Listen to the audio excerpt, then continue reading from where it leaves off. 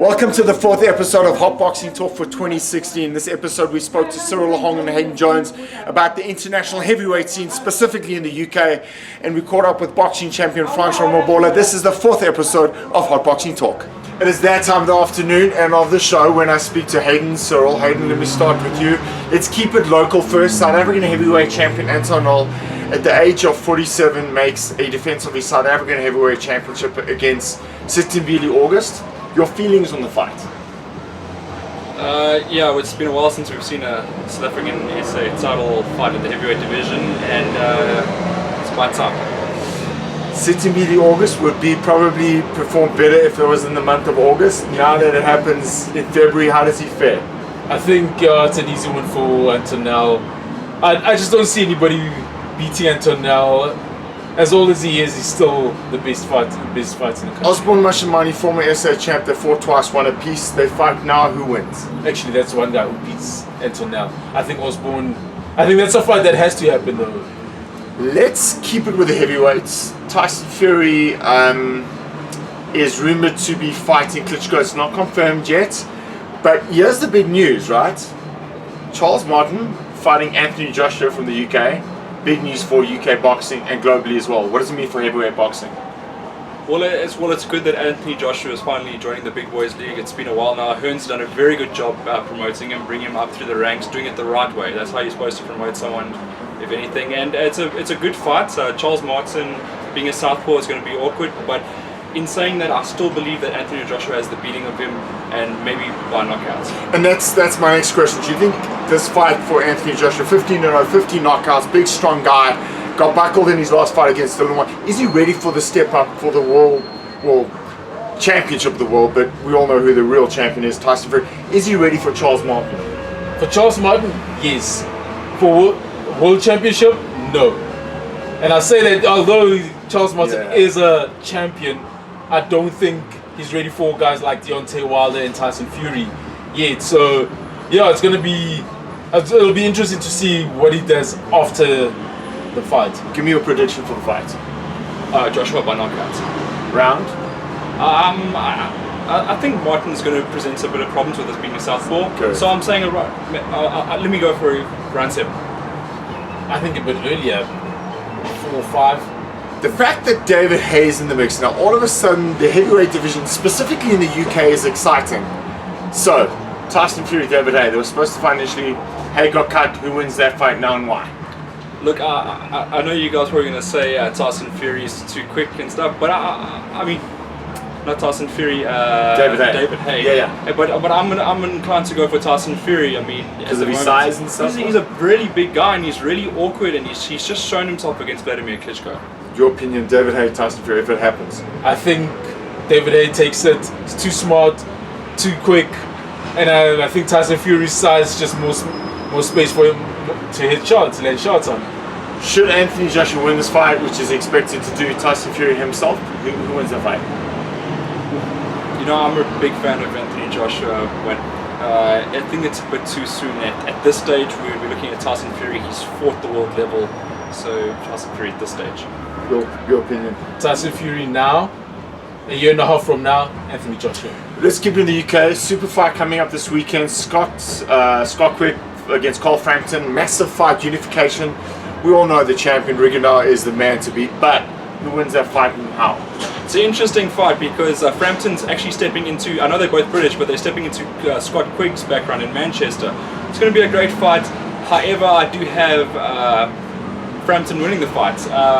That's just how I see it going, by decision. So the fact that both guys have shown vulnerability in getting knocked down, getting up to perform, it's a very intriguing fight. Who's your pick and why? I'm gonna be in the middle for this one. I just can't pick. You know, it's a tough fight. It's a great fight. It's a genuine 50-50 fight. I can't wait to see it. Okay, so I'm gonna call it. My opinion is nobody in the division beats Rigondeaux. Your opinion? Maybe Lemachenko, but it's a different weight division. Who beats Rigondeaux? Is he the man in the junior featherweight division? Let me ask you that question. He is the man in that division. And there are guys, as you said, like Vasyl Lomachenko and Nicholas Walters, who also possess a lot of power. If he catches you, you're gone. But Rigondeaux is the man in that division. So the fact that it's a super fight for UK boxing, you still agree though Rigondeaux is the man? Rigondeaux is the man.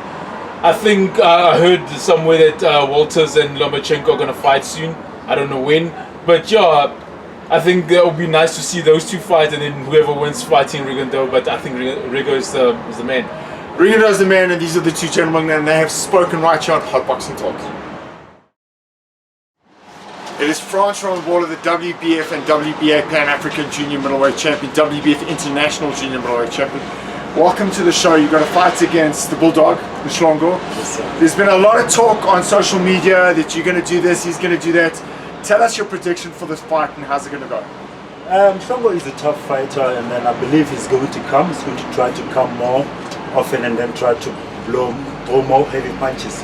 I believe that I'm ready, and then just give him a chance to come and throw his heavy punches and block him and then counter from that, because he's a slow guy. So you're 7-1. Yes, sir. You fast-tracked your career. You literally went into a championship fight, I think in your 5th or 4th fight. Tell us about preparations, how it's going. You've sparred Mhlongo before at the Hot Box Gym. Are you guys really like at each other, or are you guys friends? Actually, Mhlongo is a good guy. I can tell you that. Okay. He's a very good guy. He's a very humble guy. And so I think I'm a friend with him. I like him. I respect him. He's a good guy. Though this is a business, you know. Yeah. It goes the way we go. So you guys are friends, but you're gonna have to hit him, you know. Yeah. I'll have to hate him. Right now, honestly speaking, I hate him. I want to kill him, and he also did the same. Like, well, we don't really mean kill. We just mean you know boxing terms in terms of beating a guy up. Should you beat Mhlongo? What's next for you? I believe after beating Mhlongo, I'm looking at some guys from South Africa as well to beat. I think some guys who came up and talking a lot in the social media. I believe in that. Name and shame. Name and shame. I saw Mzoli Sikayo.